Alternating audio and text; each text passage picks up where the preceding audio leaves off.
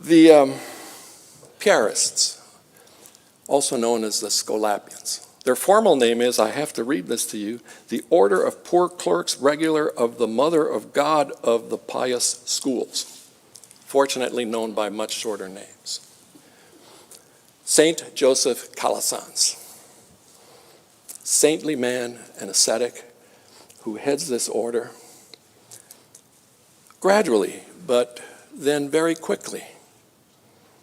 Rotten clergy in his own order. They are the first order to run truly public schools for the training of poor children, all the education in vernacular language, teaching them trades they'll be able to use for the expanding economy, bringing them up by their bootstraps. Their schools are so successful, he can't supply the demand of opening more Piarist schools. So they start to fasten the project of acquiring new clergy, bringing them in. And a few rotten apples come in, and before you know it, Joseph Calasanz is pushed from his position at the top of the order, and he is replaced by one of the most corrupt clerics in Rome with the incredible surname of Cherubini, who had a powerful family. What happened is awful. Cherubini and his gang of pederasts used the Piarist schools not just as playgrounds in which they could do what they loved to do, but they would take the children and recruit them and turn them into pederasts.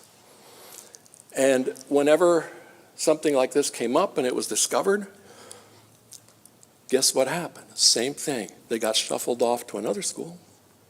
Nothing but shuffling, until the shuffling got so outrageous that finally the order was disbanded.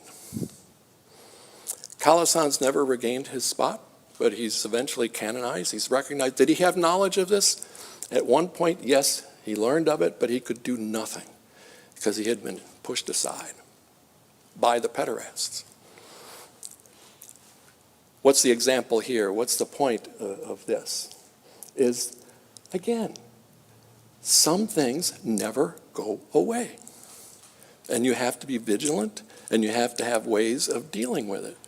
The way this scandal was dealt with is, well, most of it was buried under the carpet and not discovered till an American graduate student went to do her dissertation on another topic and discovered the files in the early 2000s about this.